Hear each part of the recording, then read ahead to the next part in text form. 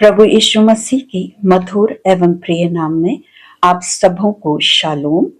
आज के मनन के लिए जो मैंने पाठ लिया है वो है यीशु मसीह का कांटों का मुकुट, अपमान से महिमा तक।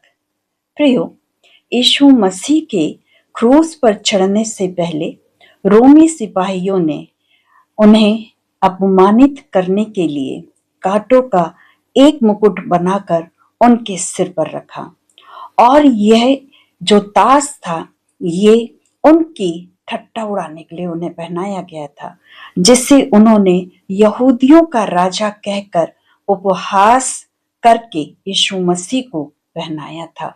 उन्होंने यीशु मसीह का ठट्टा किया था उस कांटों के मुकुट को पहना के। प्रियो, यह अपमान का मुकुट था। कैसे अपमान का मुकुट था? क्योंकि कांटों का ताज एक क्रूर मजाक था।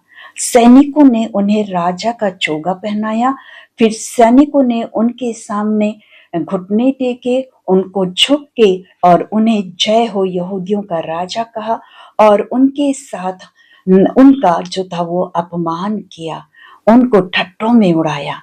परंतु यीशु मसीह ने क्या करा? क्योंकि वो परमेश्वर की योजना को पूरी करना चाहते थे अपने जीवन के द्वारा, इसलिए यीशु मसीह ने इस अपमान को सहा और चुप रहे। वो किसी को कुछ भी उन्होंने जवाब नहीं दिया। सो प्रियो, हमें भी यदि कोई यीशु मसीह के नाम से कोई हमें सताए या हमारा ठट्टा करे, है ना, तो हमें किसी को कुछ भी जवाब देने की जरूरत नहीं है। हमें शांत रहना चाहिए। प्रियो, ये जो उन्हें मुकुट दिया गया था, ये अपमान का मुकुट भी था, ये पीड़ा का भी मुकुट था। जब कांटे उनके शरीर में घुसे, उनके सिर में गए होंगे, तो आप सोचिए कि उन्हें कितना दर्द हुआ होगा। कांटे सिर्फ प्रतीक नहीं थे, वो बहुत तेज थे, वो पीड़ा देने वाले कांटे थे। और जब उन्हें उनके सिर में डाला गया तब वो उनके सिर के अंदर धंसते चले गए और खून बहने लगा, और उन्हें जो दर्द हो रहा था वो एक असहनीय दर्द था। उसके बावजूद भी प्रभु यीशु मसीह ने उन सब बातों को सहा, क्योंकि वे परमेश्वर की ओर से एक निर्दोष मेमने थे, जिन्हें इस क्रूस की मृत्यु को सहना ही था, और इसीलिए वो इन सब चीजों को सहता है। उन्होंने ठट्टे को सहा, उन्होंने इस असहनीय दर्द को भी सहा। क्यों सहा प्रियो? केवल हमारे पाप और अपराधों के लिए। उन्होंने हमारे सारे पाप और अपराधों को अपने ऊपर ले लिया जिस समय वे क्रूस पे थे, और इसीलिए उन्होंने क्रूस पर से यह कहा था, हे परमेश्वर, हे पिता, तूने मुझे क्यों छोड़ दिया। प्रियो, जब हम सबके पापों का भार यीशु मसीह के ऊपर था, है ना, तब वो अंधकार का भार उनके ऊपर था, और तब उन्होंने अपने आप को प्रभु के लिए समर्पित किया, परमेश्वर के लिए समर्पित किया, और मृत्यु, हाँ, क्रूस की मृत्यु भी उन्होंने सह ली। प्रियो, हम देखते हैं कि जो पृथ्वी थी वो शापित हो चुकी थी। कैसे शापित हुई थी? जब आदम और हवा ने इस धरती पे पाप किया था, तभी से जो धरती थी वो शापित हो चुकी थी, और धरती में कांटे और झाड़ियां उग गई थी। प्रियो, यीशु मसीह का मुकुट इस बात का संकेत है कि वो शापित पृथ्वी का बोझ अपने सिर पर ले रहे थे।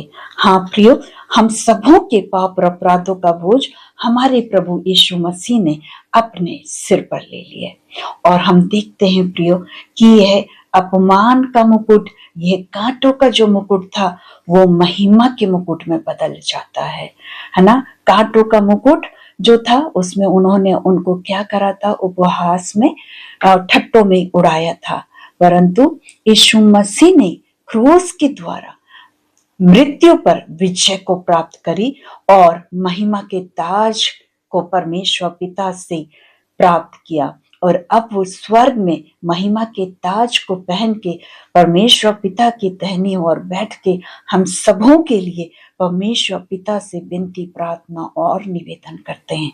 सो प्रियो, जब हमारा ठट्टा किया जाए, जब हमें कष्ट हो, उस समय हमें शांत रहना है, अपने आप को प्रभु के नजदीकी में रख देना है, हमें केवल अपने आप को परमेश्वर को सौंप देना है। हम नहीं जानते कि हमारा अपमान और हमारा कष्ट कब महिमा में बदल जाएगा और कब परमेश्वर पिता हमें भी महिमा के मुकुट से हमें देंगे।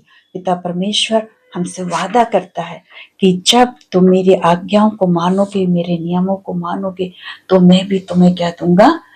महिमा का मुकुट दूंगा। सो प्रियो, परमेश्वर पिता से महिमा के मुकुट को प्राप्त करने के लिए हमें भी क्या करना है? जैसे यीशु मसीह ने अपमान सहा, हमें भी अपमान को सहना है। जैसे यीशु मसीह ने पीड़ा सही, हमें भी क्या करना है? पीड़ा को सहना है। प्रियो, यदि कोई हमें श्राप भी दे तो हमें उन्हें श्राप नहीं देना है, उन्हें कोसना नहीं है, उन्हें बकना नहीं है, हमें उन्हें क्या करना है? माफ करना है। ये प्रभु यीशु मसीह ने कहा, हे पिता, इन्हें क्षमा करिए, नहीं जानते कि ये क्या कर रहे। पर हमें परमेश्वर पिता से कहना है, प्रभु, जो कुछ भी हमारे साथ अपमान हो रहा है या हमें पीड़ा दी जा रही है, हम इन लोगों को क्षमा करते हैं, आप हमें भी क्षमा करिएगा। प्रियो, प्रभु यीशु मसीह ने हमें उद्धार, शांति और अनंत जीवन दिया है। सो हम भी अपने अन्य लोगों के साथ प्रभु यीशु मसीह की उपस्थिति में चलें और उन्हें शांति का मार्ग बताएं, उन्हें अनंत जीवन का मार्ग बताएं, उन्हें उद्धार की बात बताएं। और प्रभु यीशु मसीह ने जो उद्धार के कार्य को करा है, वो हम उनके साथ क्या करें? प्रचार करें, उन्हें सुसमाचार दें। तब वे लोग भी प्रभु यीशु मसीह पर क्या करेंगे? विश्वास करेंगे और अनंत जीवन में प्रवेश करने के योग्य अपने आप को बनाने पाएंगे। प्रियो, ये जो था महिमा का जो मुकुट प्रभु यीशु मसीह को मिला, इस महिमा के मुकुट तक पहुंचने का मार्ग क्या है? पहला मार्ग है बलिदान, है ना? दूसरा मार्ग है विनम्रता और तीसरी बात है महिमा। बलिदान, महिमा तक पहुंचने का मार्ग बलिदान से होकर जाता है। अर्थात जब हम महिमा तक जाना चाहते हैं, महिमा के मुकुट तक जाना चाहते, तो हमें भी ऐसी बहुत सी चीजों का बलिदान करना होगा जो कि हमें प्रभु के पास आने से रोकती है या उद्धार को प्राप्त करने से रोकती है। उन्हें हमें अपने जीवनों से हटाना होगा। दूसरी बात है विनम्रता। यीशु मसीह ने अपमान सहकर विनम्रता का उदाहरण दिया। उसी रीति से प्रियो, हमें भी अपमान सहकर विनम्रता का उदाहरण देना है। हमें किसी को गाली के बदले गाली नहीं देना है, ना? हमें किसी के साथ बुराई के बदले बुराई नहीं करना है, बल्कि हमें भलाई से बुराई को जीत लेना है। यही प्रभु यीशु मसीह ने भी किया और तब जाके अंत में हमें क्या मिलेगा? महिमा का ताज मिलेगा। ये जो अपमान का और कांटों का ताज है, ये महिमा के ताज में बदल जाएगा। सो प्रियो, आइए हम भी अपने जीवनों में हर एक उन बातों का बलिदान करें, हर एक उन चीजों को अपने जीवन से अलग कर दे जो कि हमें प्रभु के पास आने से रोकती है। अपने आप को नम्र करे, दीन करे, प्रभु को अपने आप को सौंप दें, तब परमेश्वर पिता भी हमें महिमा का ताज पहनाएंगे। प्रियो, आप जानते हैं क्या ये जो कांटों का मुकुट जो बना था, ये किस पेड़ से बना था? ये जो कांटों का मुकुट है, ये जिजीफस स्पाइना क्रिस्टी नामक पेड़ के कांटों से बना था। ये जो पौधा है, ये ऐसा कहते हैं कि ये मध्य पूर्व में पाया जाता है और विशेष करके इज़राइल और यरूशलेम में यह पाया जाता है। और इस पेड़ के जो कांटों की विशेषता है वो ये है कि ये लंबे होते हैं, तीव्र भी होते हैं, यानी नुकीले बहुत होते हैं और मजबूत कांटे वाले होते हैं, और इसकी टहनियां जो होती हैं वो लचीली होती है, जिसे कि मुकुट के रूप में घुमाकर या गूंथ कर बांधा जा सकता है। सो इस पौधे से प्रभु यीशु मसीह का कांटों का मुकुट को बनाया गया था। सो प्रियो, आज हम इस बात को देखते हैं कि जो यीशु मसीह का कांटों का मुकुट था वो अपमान का जो मुकुट था वो महिमा तक कैसे पहुंचा, वो अपमान का मुकुट महिमा के मुकुट में कैसा बदला, वो आज हमने सीखने पाए हैं। और वो है बलिदान और नम्रता से। यीशु मसीह ने हम सबों के पाप और अपराधों के कारण अपने आप को क्रूस पे डाल दिया, अपने आप को परमेश्वर के सामने नम्र और दीन कर दिया, और मृत्यु, हाँ, क्रूस की मृत्यु भी उन्होंने सह ली। और फिर वो तीसरे दिन भी क्या हुए, जी उठे। और जी उठने के बाद वे परमेश्वर पिता के पास आज महिमा के मुकुट को पहन के स्वर्ग में विराजमान है।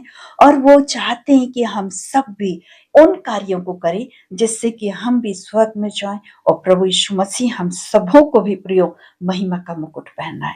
सो आइए हम अपने जीवन को प्रभु को सौंप दे प्रियो, और ऐसे कार्यों को करें कि जब इस संसार से हमारा समय हो जाए तब प्रभु यीशु मसीह हमें स्वर्ग में बोले, हे मेरे बेटे, हे मेरी बेटी, आजा, तूने मेरी इच्छा को के अनुसार अपना जीवन जिया है, मेरी आज्ञाओं को माना है, आ और इस महिमा के मुकुट को प्राप्त कर।